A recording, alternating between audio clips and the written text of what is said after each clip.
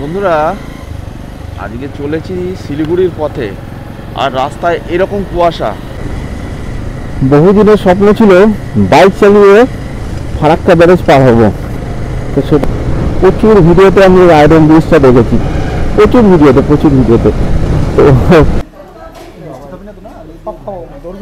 তো চলে এসেছি হচ্ছে পরদেশি ধাবাতে। তো ওখানে বসে আজকে আর দেখছেন এই অবস্থায় এখন আমি রয়েছি অ্যাকচুয়ালি বিহারের মধ্যে। কেউ কিছু মানছে না ট্রাফিক রুল, যেখান দিয়ে যখন হুটহাট দৌড়ে বেরিয়ে যাচ্ছে। এই দেখুন রাস্তা বাম্পার। বন্ধুরা, আজকে চলেছি শিলিগুড়ির পথে, আর রাস্তায় এরকম কুয়াশা, মানে কুয়াশা না দেখলে বিশ্বাস করতে পারবেন না, এত পরিমাণে কুয়াশা আজকে রাস্তায় রয়েছে। গাড়ি চালানো মানে খুব রিস্কি ব্যাপার হয়ে গেছে, মানে গাড়ি যে ধরে চালাবো বোঝার কোনো উপায় নেই, রাস্তা এমন হয়ে আছে। মানে এরকম কুয়াশা খুব কম দেখেছি আমি। আমার বন্ধুরা একটু এগিয়ে গেছে সামনে, আমি ক্যামেরাটা সেট করার জন্য দাঁড়ালাম আপনাদেরকে দেখানোর জন্য কীরকম পরিমাণে কুয়াশা আজকে দেখুন রাস্তাতে। তো এরকম যদি পরিস্থিতি হয় তো রাস্তায় সবসময় গাড়ি হ্যাজার্ড লাইট জ্বালিয়ে খুব আস্তে আস্তে চালাতে হবে। তো আমিও সেইভাবেই চালাচ্ছি এখন। এখন এসে পৌঁছেছি এই কৃষ্ণনগর নবদ্বীপ টোল প্লাজা চালু হয়নি, তো টপকে গেলাম। সামনে আসছে কৃষ্ণনগরের ডিস্টেন্সটা এখনো মাইলস্টোনে আমি দেখতে পাচ্ছি না ঠিক।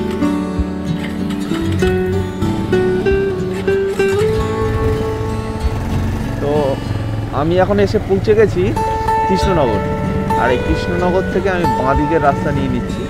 আপনারা যারাই ওল্ড দিল্লি রোড ধরে STDK রোড হয়ে নবদ্বীপ হয়ে ঢুকবেন কৃষ্ণনগর, তাদের জন্য এই বাঁ দিকের রাস্তা দিয়ে এবার আপনারা 12 নম্বর জাতীয় সড়কের সঙ্গে যুক্ত হলাম। এবার কলকাতার সঙ্গে যে রাস্তাটা যুক্ত হয়েছে একদম উত্তরবঙ্গের সঙ্গে, এই সেই 12 নম্বর জাতীয় সড়ক। এটাই 12 নম্বর জাতীয় সড়ক। তো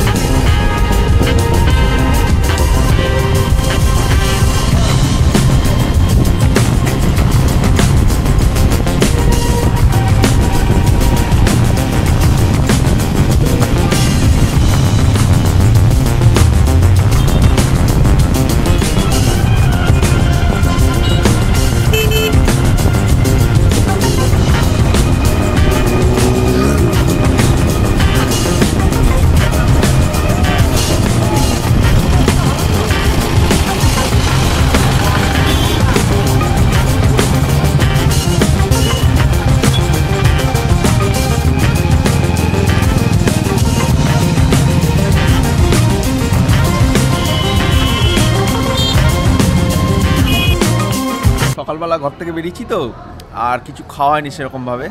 এখন খাওয়া হচ্ছে চা। এই যে বসে আছে আমার বন্ধু গৌতম, আর ওইদিকে লিটন ব্লগ করছে। তো বসে বসে চা খাচ্ছি। পজিশনটা খুব ভালো ধাবাটার নাম হচ্ছে আমন্ত্রণ ধাবা, ঠিক বহরমপুরের একটু আগে। তো চাটা খেয়ে নিই, ওরা একটু রুটি খাবে। আর চাটা কিন্তু খুব সুন্দর করেছে, স্টাইলিশ ভাবে চাটা দিয়েছে, ভালো চাটা করেছে, ভালো চা করেছে। চা খেয়ে ছোটোখাটো একটু টিফিন করে এখান থেকে বেরিয়ে যাবো আমরা। আশা করি দুপুরবেলা মালদাতে খাওয়ার ইচ্ছা আছে, তো দেখি কতক্ষণে মালদা পৌঁছাতে পারি। এখন অলরেডি বললাম কটা বাজে জানো, এখন প্রায় 10টা বাজে। বাড়ি থেকে বেরিয়েছি 5টা 10, প্রায় এখানে আস্তে আস্তে মানে 5 ঘন্টা থেকে 10 মিনিট কম, মানে 4 ঘন্টা 50 মিনিটের মতো সময় অলরেডি আমাদের লেগে গেছে। তো আর কতক্ষণ লাগে দেখা যাক। তো এই আমন্ত্রণ ধাবা থেকে খাওয়া দাওয়া করে আমরা বেরিয়ে পড়লাম শিলিগুড়ির উদ্দেশ্যে। তো খাওয়া দাওয়া মোটামুটি চাটা খুব ভালো ছিল। আর যদি বলতে হয় এখানকার খাবার নিয়ে, মানে তরকা যেটা করেছিল তরকাটা প্রচণ্ড তেল দিয়েছিল, এইটাই হচ্ছে ব্যাপার। মানে আমরা বললাম সেটা, আমরা 2 প্লেট মানে হাফ প্লেট করে 2টো তরকা নিলাম, 8টা রুটি নিয়েছি, আর একটা চা, আমাদের ওই 158 টাকার মতো বিল হলো টোটাল। কিন্তু তরকাটা যদি তেলটা কম দিত তাহলে মানে কোনো সমস্যা ছিল না, বাকি সবই ঠিক আছে, রুটিগুলো ভালো ছিল আর চাটা মার্বেলাস। এই হচ্ছে আপডেট। সামনে একটা বোর্ড দেখতে পাচ্ছি, বোর্ডে লেখা রয়েছে ডালখোলা 261, মালদা 135, বহরমপুর 7 কিলোমিটার। তো বন্ধুরা এগিয়ে চলেছি এবার শিলিগুড়ির উদ্দেশ্যে। জীবনের প্রথম বাইক নিয়ে আমি চলেছি উত্তরবঙ্গে। এর আগে আমি কোনোদিন উত্তরবঙ্গে যাইনি বাইক নিয়ে, এই প্রথম আমি জীবনে যাচ্ছি উত্তরবঙ্গে বাইক নিয়ে। তো দেখতে থাকুন আমার এই ভিডিও। সকালবেলা বেশি একটা ভিডিও করতে পারিনি, তার একটাই কারণ, যেটা হচ্ছে প্রচুর পরিমাণে কুয়াশা ছিল রাস্তায়। এবার ওই জন্য ভিডিও অন করবো কি, আর মানে ক্যামেরা আমার যেহেতু ওয়াটার গার্ড নেই কোনো, সেই জন্য মানে যেটা আমার অ্যাকশন ক্যামেরা এটা ওয়াটার রেজিস্ট্যান্স, কিন্তু যেটা আমার ব্যাটারি কম্বো আছে সেটা কিন্তু ডাইরেক্ট ওয়াটার রেজিস্ট্যান্স না, ওই জন্য সমস্যা। আচ্ছা, এই যে বাঁ দিকে দেখতে পাচ্ছেন বন্ধুরা, এটা হচ্ছে বহরমপুর টাউন, এটা বাঁ দিকে চলে গেল। আর আমি এখন বহরমপুর বাইপাস নিচ্ছি, বহরমপুর বাইপাস নিয়ে বহরমপুর টাউনকে বাইপাস করে বেরিয়ে যাচ্ছি। তো এই যে বাইপাসগুলো তৈরি হয়েছে, এগুলোর জন্য কিন্তু আমাদের টাইম অনেকটা কমে গেছে। আগে এই বহরমপুর শহরে যেতে হতে, তারপরে এই আরও সামনে অনেকগুলো বাইপাস আমরা পাবো, যেগুলো আমাদেরকে অনেক ইজি করে দেবে রাস্তাটা। তো সঙ্গে থাকুন, দেখতে থাকুন বন্ধুরা আমার চ্যানেল এক্সপ্লোরার প্রবীর।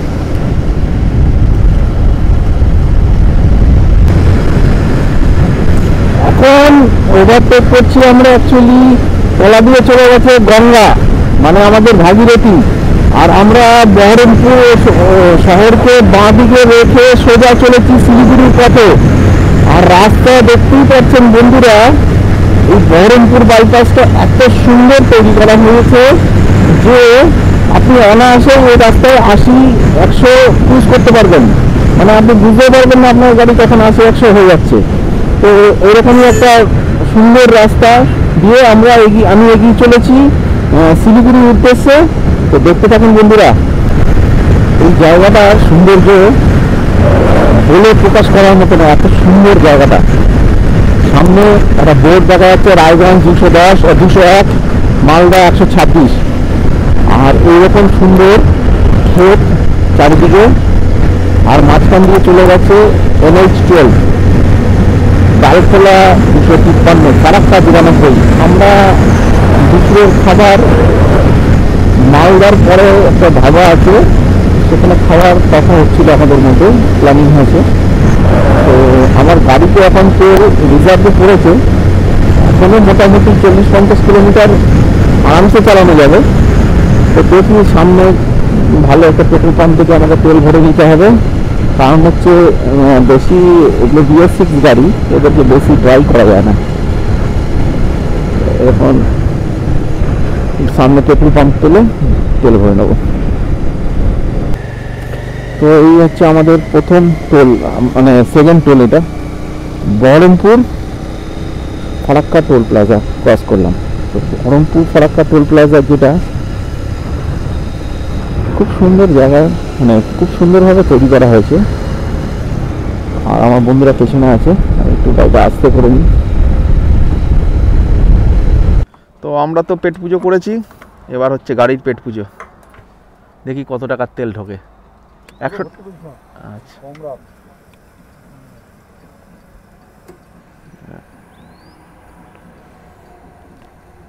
দেখি গাড়ির কতটা খিদা পেয়েছিল, এখন বোঝা যাবে। অটো কাটা যেত।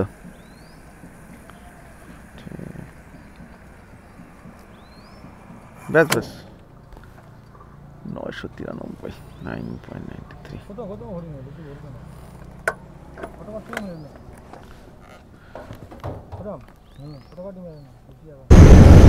NH-12 এই স্টেজটা সুন্দর মাঝখান দিয়ে গাছ লাগানো রয়েছে, তাতে কি হচ্ছে একটা লাইট ব্যারিয়ার তৈরি হয়। কেন গাড়ি হাইওয়েতে চালান তারা জানেন যে এরকম যখনই হাইওয়ের মাঝখান দিয়ে গাছ থাকে না, তখন আপনার অপোজিট থেকে যে লাইটটা আসে সেই লাইটটা অনেকটাই আটকে দেয় এই গাছগুলো। তো এইগুলো একটা লাইট ব্যারিয়ারের কাজ করে। তো বন্ধুরা, সামনে আসছে হচ্ছে মোরগ্রাম, আর এই মোরগ্রামের ভিডিও আমি ইউটিউবে এতবার দেখেছি, এতবার দেখে দেখে আমি নিজেকে ভাবতাম যে আমি কবে যাব। আজকে আমি নিজে মোরগ্রাম প্রায় এসেই গেছি, আর 2-3 কিলোমিটার মানে আছে মোরগ্রাম। তো ডান দিকে মোরগ্রাম টাউন মানে যেটা শহরটা এটা যাচ্ছে, আর সামনে মোরগ্রাম মোড়। তো মানে এই যে আমি ইউটিউব ভিডিওতে এতবার দেখেছি যে মোরগ্রাম মোরগ্রাম, সবাই বলে মোরগ্রাম। তো মোরগ্রামটা অ্যাকচুয়ালি কোথায় এটা আমি জানতাম না। মানে জানতাম বলতে কি, জানি যে মুর্শিদাবাদ জেলায় পড়ে, কিন্তু কীভাবে মানে কতটা রাস্তা এটা আজকে আমি নিজে গাড়ি চালিয়ে অনুভব করছি যে মোরগ্রাম কীভাবে আসতে হয়। তো সামনেই মোরগ্রাম পড়বে। বন্ধুরা, সেই কাঙ্ক্ষিত মোরগ্রাম, মানে একটা সময় যখন এই NH-12 অবস্থা ভালো ছিল না, মানে রাস্তার অবস্থা খুব ভাঙাচোরা ছিল, তখন আমাদের এই হাওড়া, হুগলি, দক্ষিণ 24 পরগনা, উত্তর 24 পরগনা, কলকাতা এইসব অঞ্চলে যারা বাইকার বা গাড়ি চালক ছিলেন, তারা ম্যাক্সিমাম এই বর্ধমান হয়ে, পানাগড় হয়ে এই মোরগ্রামে জুটতেন। এই বাঁ দিকে চলে যাচ্ছে পানাগড় স্টেট, এইখান থেকে আবার বর্ধমানে যাওয়া যায়। তো এই মোরগ্রাম মোড়টা হয়ে আমাদেরকে ঢুকতে হতো। তো এই সেই মোরগ্রাম মোড়, এখন আমরা এসে পৌঁছেছি।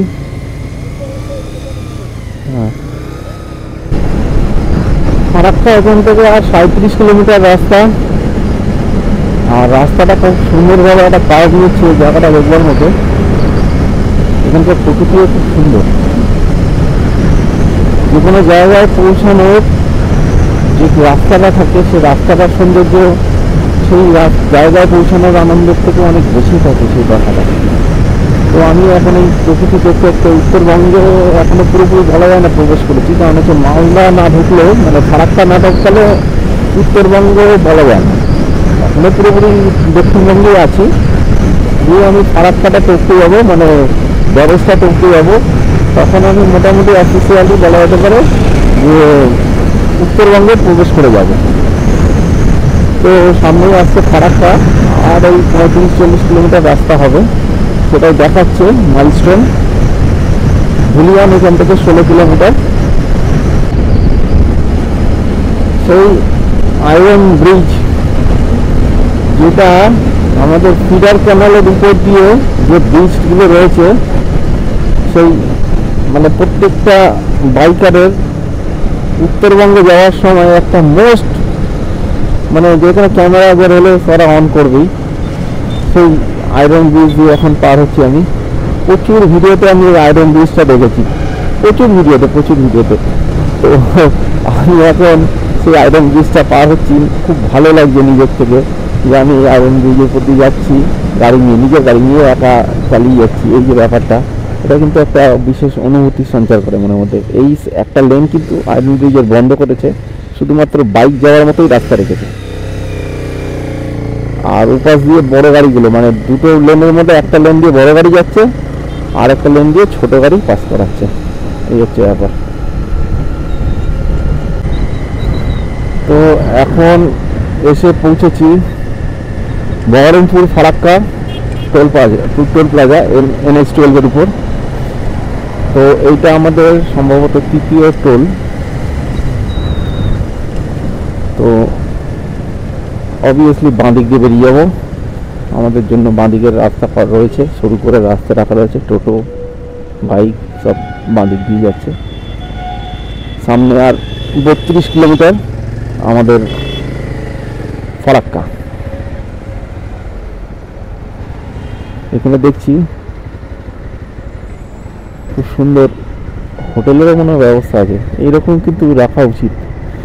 আমার মনে হয় যে প্রত্যেকটা টোল প্লাজার পাশে একটা হোটেল, খাবার হোটেল এবং মানে থাকার হোটেল, যেটাকে মধ্যে কথা আছে থাকার হোটেল যেন থাকে।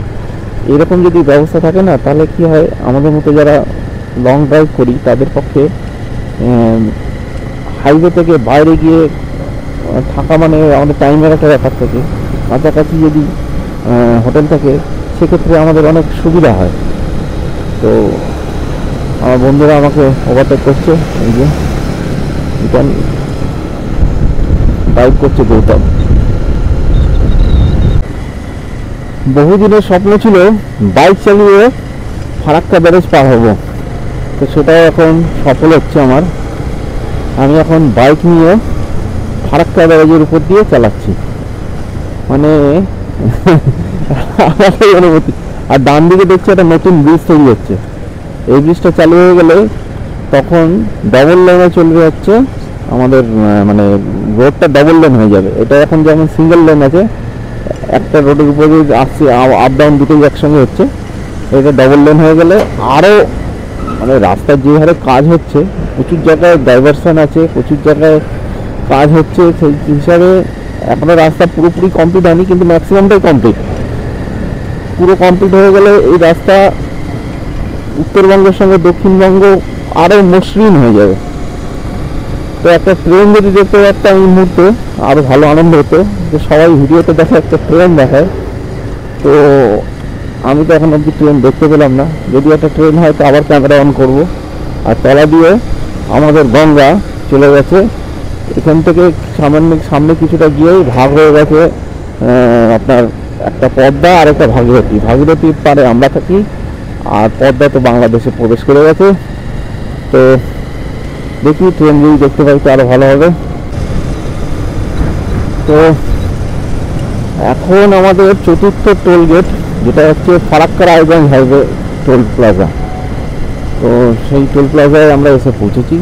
এই রুটে কিন্তু আমি দেখছি প্রচুর ফ্রিকোয়েন্টলি টোল আছে, মানে খুব কাছাকাছি টোলগুলো।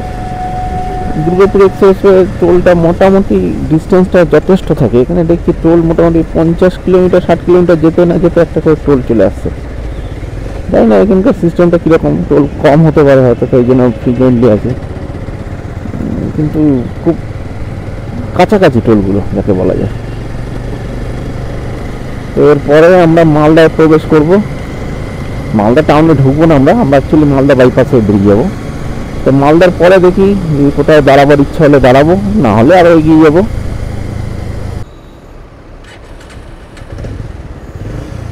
এখন অলরেডি চলে এসেছি মালদা বাইপাস, মানে এই যে বাঁ দিকে যে রাস্তাটা চলে যাচ্ছে এটা হচ্ছে মালদার দিকে চলে যাচ্ছে, মালদা টাউন। আর সোজা যে রাস্তাটা বেরিয়ে যাচ্ছে এটা হচ্ছে বাইপাস। আগে মালদা শহরের মধ্যে ঢুকতে হতো আমাদেরকে, এখন এই বাইপাসটা হয়ে যাওয়ার পরে আর আমাদেরকে মালদা শহরে ঢুকতে হবে না। তো আমাদের যারা উত্তরবঙ্গ যাচ্ছি, মানে শিলিগুড়ি যাচ্ছি, তাদের আর মালদা শহরে না ঢোকাতে অনেক সময় আমাদের সাশ্রয় হচ্ছে। এটা খুব ভালো জিনিস হয়েছে। এরকম প্রত্যেকটা শহরকেই বাইপাস করে বেরিয়ে যাচ্ছে এই রোডগুলো।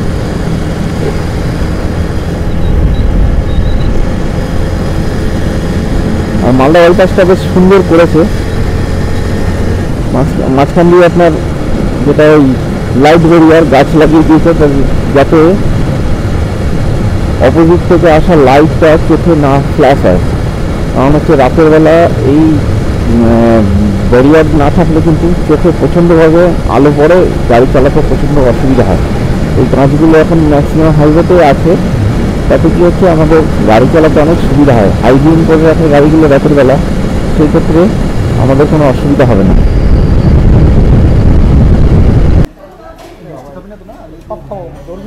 তো চলে এসেছি হচ্ছে পরদেশি ধাবাতে, তো ওখানে বসে আজকে দুপুরের খাবার খাচ্ছি। বেরিয়েছি 5টা 10, এখন বাজে কটা বাজে রিটার্ন? 1টা বাজে। মোটামুটি 300 কিলোমিটারের মতো জার্নি করা হয়ে গেছে আমাদের। আরও মোটামুটি 280 সামথিং হবে মনে হয়, হিসাব করে দেখতে হবে। শিলিগুড়ি ইচ্ছা আছে সন্ধ্যা 7টার মধ্যে ঘুরে যাওয়ার মতো পরিস্থিতি যদি হয় তো সব থেকে বেস্ট হয়। আর এই পরদেশি ধাবার থালিটা দেখুন, খুব সুন্দর। চাটনি, ভাজা, তরকারি, 2 রকমের তরকারি দিয়েছে, দই দিয়েছে, মিষ্টি দিয়েছে, ডাল দিয়েছে, বেশ কাঁসার থালায় পরিবেশন করেছে। আর এদের অ্যাম্বিয়েন্সটা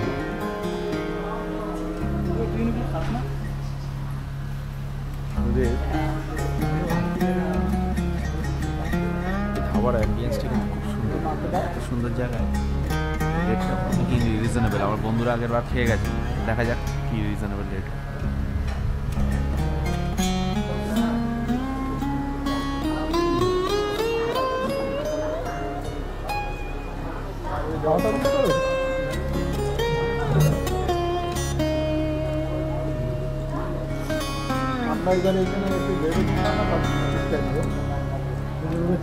বারোটায় ঢুকেছিলাম, 12টায় দেখতে ঢুকেছি, 12টায় বহু কিছু 12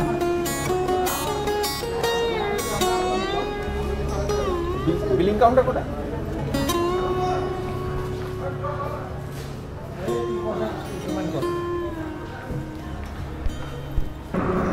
তো পারদেশিক ধাবায় খাওয়া দাওয়া করে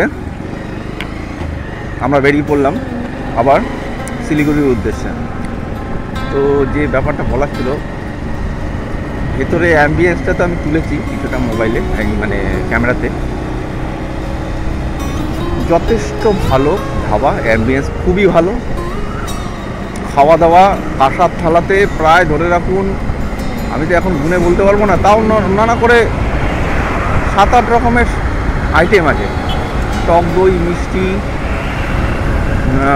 তারপর ফুলকপির একটা রোস্ট, রেজালা যেটাকে বলে, তারপরে হচ্ছে আপনার বাঁধাকপি একটা ছোটো টাইপের তরকারি ছিল, তারপরে আপনার পনিরের সবজি ছিল একটা, তারপরে ছিল আপনার ডাল, পাঁপড়, তারপরে একটা ভাজা, ওই কুমড়ো ফুলের ভাজার মতো ভাজা, তারপরে আপনার এই যে এতগুলো আইটেম সমস্ত কিছু নিয়ে, আবার চালটা হচ্ছে আপনার বাঁশকাঠি চাল, এই সমস্ত কিছু দিয়ে এরা নিচ্ছে 100 টাকা।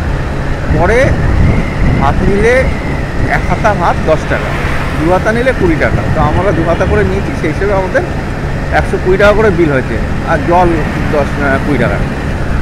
মানে আমরা 3 জন ওই রকম এমবিএন্সের হোটেল, রীতিমতো সুন্দর হোটেল, বসে খাওয়া দাওয়া করলাম। আমাদের 3 জনের বিল হয়েছে 380 টাকা, যেটা আমরা যদি অন্য মানে কলকাতা লাগোয়া কোনো জায়গায় খাওয়া দাওয়া করতাম, এনা আসে 550 টাকার বিল হতো, অনায়াসে। যা দিয়েছিল আমাদের কাঁসার তলায় যেভাবে খাইয়েছে আমাদেরকে, অনায়াসে 550 টাকা, 500-র উপরে বিল হতো। তো বলবো যে যারা এই রুটে যাচ্ছেন কলকাতা থেকে শিলিগুড়ি, পারদেশি ধাবায় খাওয়া দাওয়া করতে পারেন, যথেষ্ট ভালো। তো এখন রয়েছি ফারাক্কা রায়গঞ্জ হাইওয়ে লিমিটেড, মানে টোলের সামনে।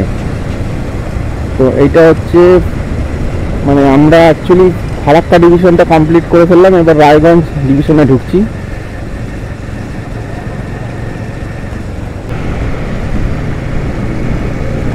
এই জায়গাটা রায়গঞ্জ থেকে 10-12 কিলোমিটার আগে, বেশ সুন্দর লাগছে। দেখুন দুদিক দিয়ে কত সুন্দর গাছ রয়েছে, মাঝখান দিয়ে রাস্তাটা চলে গেছে, বেশ সুন্দর জায়গা। খাওয়া দাওয়ার পর গাড়ি চালাচ্ছি, একটু ইয়ে লাগছিলো, ঘুম ঘুম লাগছিলো বলে কিছুক্ষণ দাঁড়ালাম, তারপরে আবার গাড়ি চালাচ্ছি। যাতে ঘুম যাতে না থাকে চোখে, সেটা একটা বড় ফ্যাক্টর, ওই জন্য চোখের মুখে একটু জল দিয়ে গাড়ি চালাচ্ছি। আর আমি দাঁড়িয়েছিলাম, আমার বন্ধুরা ওরা পেছনে ছিল, ওরা আমরা আসছে পেছনে, ফোন করেছিলাম। তো এই হচ্ছে সিচুয়েশন এখন। শিলিগুড়ি এখান থেকে মোটামুটি 199 বোর্ডে দেখালো, আশা করি 5 ঘন্টার মতো লাগবে যদি সব কিছু রাস্তা ঠিকঠাক থাকে।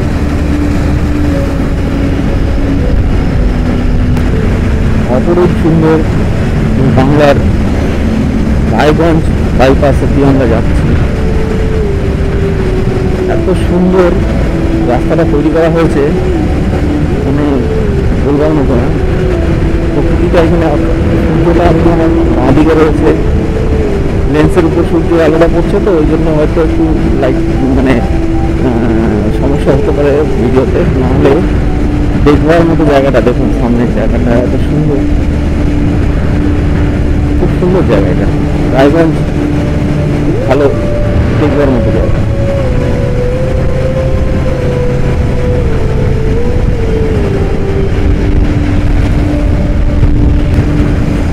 NH-12 কত সুন্দর করে তৈরি করা হয়েছে দেখুন। জায়গাটা বাঁদিকে হচ্ছে সব ফুটকা গাছ চারিদিকে লাগানো রয়েছে, আর আমাদের রাস্তা উঠে যাচ্ছে এরকম ফ্লাইওভারের উপর দিয়ে যাচ্ছে। খুব সুন্দর লাগছে জায়গাটা, মানে একটা নয়নবিরম দৃশ্য যাকে বলা যায় সেরকম। খুব সুন্দর গ্রাম বাংলার প্রকৃতি।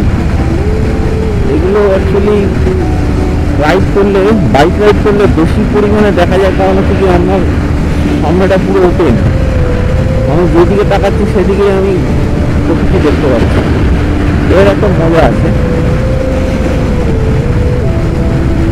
খুব সুন্দর প্রকৃতি। এই ব্রিজটা খুব সুন্দরভাবে প্রস্তুত করা হয়েছে, দেখলে মন জুড়ে যাবে। রাস্তাটাও খুব সুন্দরভাবে তৈরি হয়েছে, এটাকেই রায়গঞ্জ বাইপাস বলা হচ্ছে। খুব সুন্দর, এটা নতুন সংযোজন NH-12। আজ থেকে বছর খানিক আগেও এই রাস্তাটা ছিল না, তখন রায়গঞ্জ বাইপাস না থাকার জন্য রায়গঞ্জ শহরের ভেতর থেকে এসে রাস্তায় উঠতে হতো। এখন এই বাইপাসটা ওপেন হয়ে যাওয়ার পর থেকে অন্তত আধা ঘন্টার সময় বেঁচে যাচ্ছে বাইকার বা গাড়ি চালকদের। এটা একটা খুব ভালো জিনিস হয়েছে। এরকম আরও কিছু কিছু বাইপাস যেগুলো চলছে কাজ।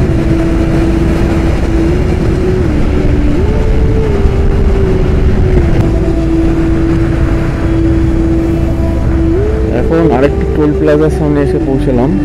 এই টোল প্লাজাটা নামটা ঠিক আমি দেখতে পাচ্ছি না, রায়গঞ্জের ঠিক পরেই এই টোল প্লাজাটা, কিন্তু এখনো আমি কোনো জায়গায় কোনো নাম লেখা দেখলাম না অ্যাকচুয়ালি। টোল প্লাজাটার মানে জায়গাটার নাম কি? যাই হোক, আমার দর্শকদের মধ্যে কেউ যদি নামটা জানেন তাহলে আমাকে কমেন্ট করুন যে এই টোল প্লাজাটার নাম কি। আমি নাম না জানাটা টোল প্লাজা বললাম, নাম জানি না তাই জন্য।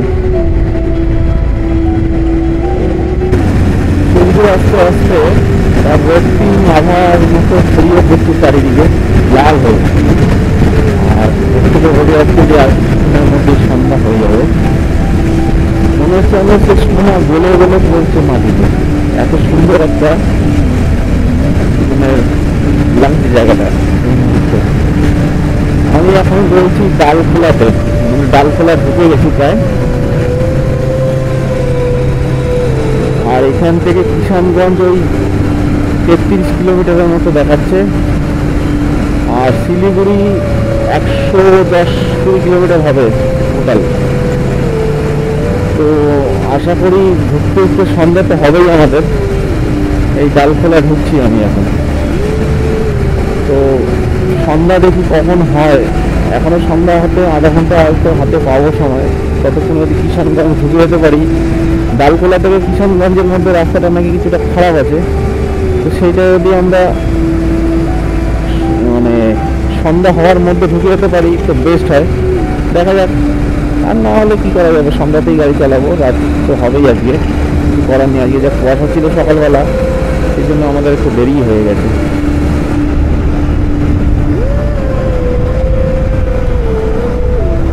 এখন আমি এসে পৌঁছেছি ডালখোলা। তো ডালখোলা থেকে এখান থেকে বাঁ দিকে চলে যাচ্ছে পুনিয়া, যেটা হচ্ছে সেই 31 নম্বর জাতীয় সড়ক, যেটা এসে এখন আমাদের এই 12 নম্বর জাতীয় সড়কের সঙ্গে মার্চ হয়ে গেল। হয়ে গিয়ে আমরা এখন ডান দিকে চলে যাবো শিলিগুড়ির দিকে, আর বাঁ দিকে চলে যাচ্ছে পুনিয়া হয়ে নর্থ ইন্ডিয়ার দিকে। যাই হোক, রাস্তায় প্রচুর জ্যাম আছে। তো এখন ডালখোলার থেকে আমরা কিষানগঞ্জের দিকে রাস্তায় মোড় নিয়ে নিলাম।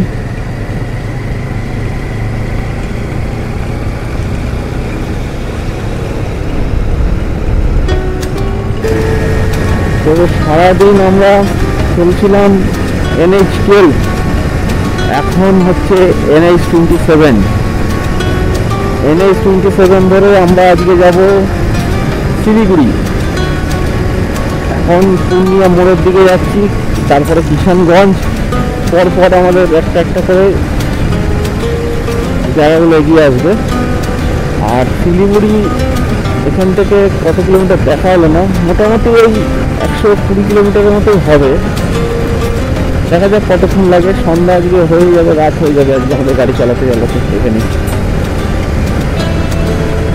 এখান থেকে নেই কিষানগঞ্জ রাস্তায় প্রচুর পথ হলে আছে, দেখা যাক কি কন্ডিশন হয়। যাই থাকুক আমি বলে দেবো রাস্তার কন্ডিশন, যাতে পরবর্তীকালে কেউ যদি আসে এই রিসেন্টলি তাদের ড্রাইভ করতে সুবিধা হবে। এখন আমি এসে পৌঁছলাম সূর্যাপুর টোল প্লাজা। এটা একটা টোল প্লাজা, কিন্তু এই ভাঙাচোরা রাস্তায় কেন যে টোল দিচ্ছে কে জানে। এমন এমন কিছু গর্ত দেখলাম আমি যে বাইকের রিল অনায়াসে ট্র্যাক বা ব্যান্ড হয়ে যাবে। আর যারা স্কুটি চালায় তাদের তো আরও ভয়ঙ্কর, মানে এমনি এইগুলোকে এসেছে না, এইগুলোকে টাপি মেরেছে রাস্তার মধ্যে, পুরো টাপি মেরে মেরে রেখেছে। রাস্তার মাঝখানে 1 ফুট 6 ইঞ্চি গর্ত। এই গর্ততে যদি রাতের বেলা জোরে গাড়ির রিং পড়ে, অ্যালয় হুইল বেন্ড হয়ে যেতে পারে, ক্র্যাক হয়ে যেতে পারে, গাড়ি ডিসব্যালেন্স হতে পারে, অনেক কিছু হতে পারে। ওই জন্য এই রাস্তায় আপনি এতক্ষণ যেরকম স্পিড মেনটেন করতে পেরেছিলেন NH27, এইরকম স্পিড এই রাস্তায় মেনটেন করা সম্ভব নয়। এই রাস্তায় একটুখানি দেখে শুনে চালাতে হবে। আর ছোটো চাকা হলে তো খুবই সাবধানে, কারণ হচ্ছে চাকা সকাল ভেঙে যেতে পারে।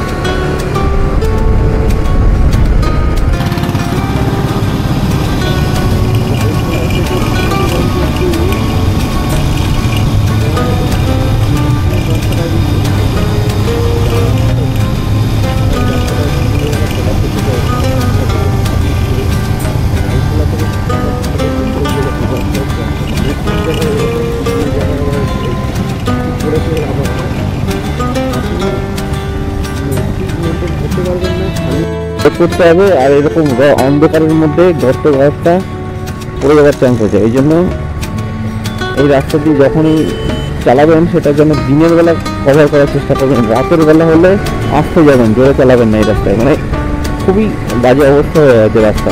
আর সূর্য আস্তে আস্তে অস্ত যাচ্ছে, সূর্য আমার পেছন দিকে অস্ত যাচ্ছে। আর আমি শিলিগুড়ির দিকে এগিয়ে চলেছি। সামনে পড়বে পূর্ণিয়া মোড়, তারপরে পড়বে কিষানগঞ্জ, পরপর একটা করে আসতে থাকবে। তো সূর্যাস্ত হয়ে গেলে আর ডাইরেক্ট রাস্তা দেখাবো না, তখন মেন পয়েন্টগুলো দেখাবো।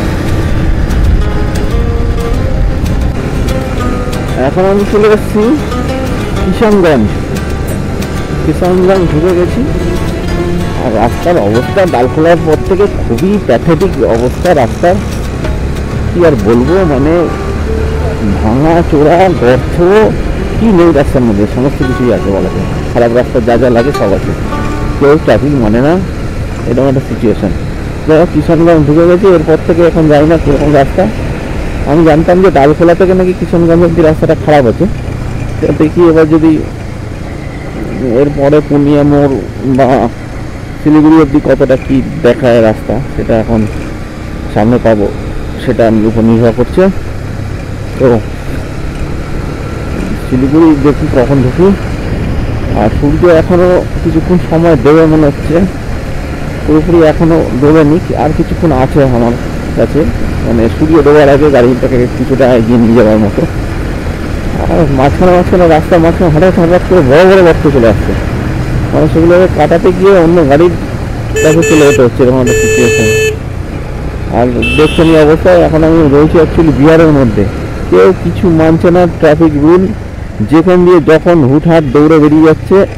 এই দেখুন রাস্তা বাম্পার, মানে যেটাকে বলা হচ্ছে ন্যাশনাল হাইওয়ের উপরে এত বড় বাম্পার, ঠিক আছে। এই আর রাস্তার মধ্যে বড় বড় গর্ত আছে, খুব বুঝে শুনে চালাতে হবে এই রাস্তাটা, খুব বুঝে শুনে।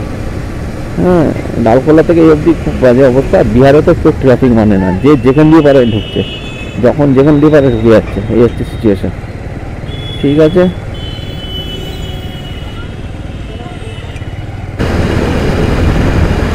আমার বাঁ দিকে হচ্ছে কিষানগঞ্জ স্টেশন, সুন্দর একটা স্টেশন কিষানগঞ্জ। ট্রেনে করে গেছি, এর উপর দিয়ে গেছি, কিন্তু বাইক নিয়ে প্রথম এলাম, তাই ভিডিও করা একটু এই স্টেশনটাকে ভিডিও করার প্রয়োজন আছে। কিষানগঞ্জ স্টেশনটা বেশ সুন্দর লাগছে। অন্ত বিকেল, আর কিছুক্ষণের মধ্যেই সন্ধ্যা হয়ে যাবে। আমরা উদ্দেশ্য এখন শিলিগুড়ি আর 100 কিলোমিটার, আর 100 কিলোমিটার যেতে ম্যাক্সিমাম 3 ঘন্টা সময় রাখা উচিত আমার মনে হয়, ম্যাক্সিমাম আমি এটা বলছি। রাস্তা আমি কেমন দেখলে বুঝতে পারবো সামনে কতটা খারাপ আছে কি ভালো আছে।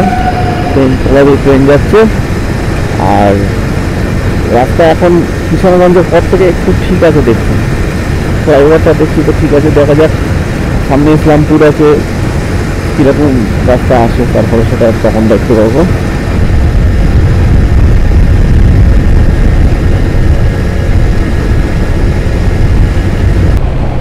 এখন ক্রস করছি সেই বিখ্যাত রেল স্টেশন, যেটা আমার ছোটবেলায় মনে আছে। এখানে একটা অ্যাক্সিডেন্ট হয়েছিল, যারা মোটামুটি 80-90-এর দশকের বাচ্চা তারা তো তাদের মনে থাকবে। আমাদের এটা মনে আছে সেই গাইসাল রেল দুর্ঘটনা, যেটা ঘটেছিল 1999 কি 98, এই গাইসাল স্টেশনেই হয়েছিল। সেই গাইসাল স্টেশনের পাশ দিয়ে এখন যাচ্ছি আমরা।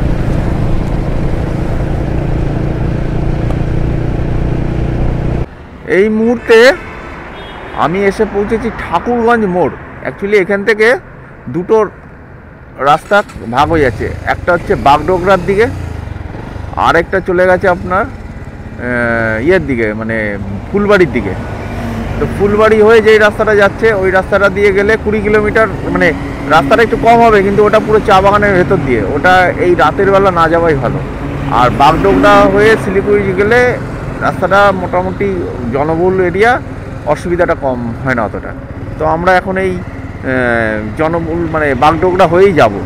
বাগডোগরা হয়ে যাওয়াটাই ভালো, রাতের বেলা যেহেতু রাত হয়ে গেছে, সেহেতু বাগডোগরা হয়ে যাওয়াটাই বেস্ট। আমরা বাগডোগরা হয়েই যাব। এখন একটু চা খাবো। এখান থেকে শিলিগুড়ি আর 24 কিলোমিটার, গুগল দেখাচ্ছে ওই 22 কিলোমিটার গুগল দেখাচ্ছে, আর আধা ঘন্টার মতো, কিন্তু আধা ঘন্টায় হবে না, আরও বেশি সময় লাগবে। কারণ হচ্ছে রাস্তা ভাঙাচোরা আছে, তারপরে বিভিন্ন রকম মানে রাতের বেলা তো সমস্যা হচ্ছে গাড়িতে, তো সেই জন্য আধা ঘন্টায় হবে না, হয়তো 1 ঘন্টার কাছাকাছি লেগেই যাবে। তো ঠিক আছে, আমি এবার হোটেলে গিয়ে আপনাদেরকে আপডেট দিচ্ছি কখন ঢুকলাম, একটু চা ফা খাবো রাস্তায়, সেখানেও একটু ভিডিও করব।